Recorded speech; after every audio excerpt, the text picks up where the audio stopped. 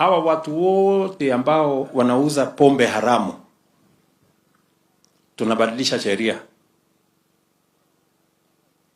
Assets ya hii watu, hii magari wanatumia kubeba pombe left, right and center. Ukishikwa unabeba pombe haramu, hiyo gari inakuwa ya serikali. Assets ya hiyo watu inapotea. Jambo la pili,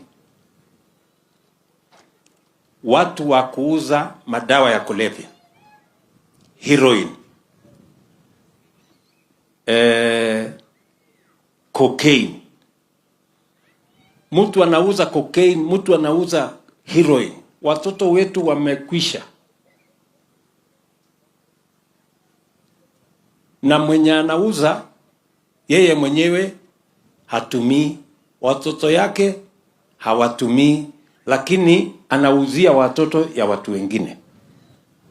Tunabadilisha sheria. Ilikuwa inasemekana kwa sheria ya zamani ati mtu kama huyo apigwe faini ya $1,000,000. Sasa tunabadilisha. Mtu kama huyo inakuwa capital punishment. Mtu kama huyo anaenda kunyongwa. Mtu ambaye anauza heroin,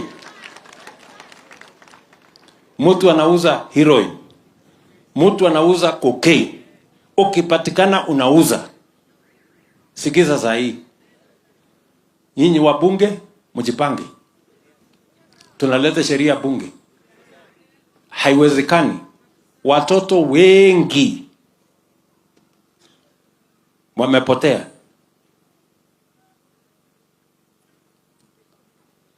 Sijui kama tunaelewana jameni. Yes.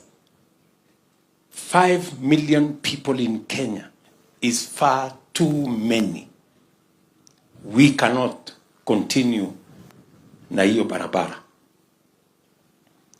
Waziri, nishamwambia Attorney General, watu wanakada hiyo group yote, sheria, regulations, pia tunatengeneza regulations ya gambling. Hii karata hii watu wanahangaika, mtu anafanya kazi usiku jioni, anaenda ana gamble pesa, watoto wanalala njaa, mama analala njaa, kila mtu analala njaa. Hiyo gambling tuweke regulation. Haiwezi kuwa inaendelea kila mahali. So many people are in depression kwa sababu ya kamari na mambo ingine ambayo we cannot continue like that as a nation. Na nyinyi mnajua nikishasema nimesema.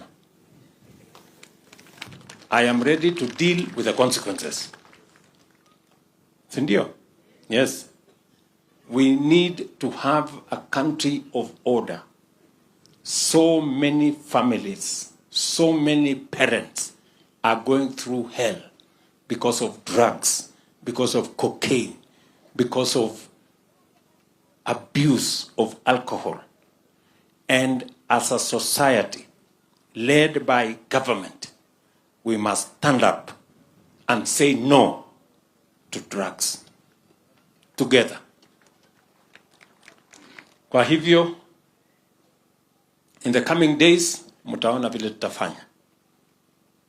Mnafikiri kama huyu Brian na huyu mrembo Sandra, kama wangekuwa ni watu ya hiyo maneno, tungekuwa hapa saa hii?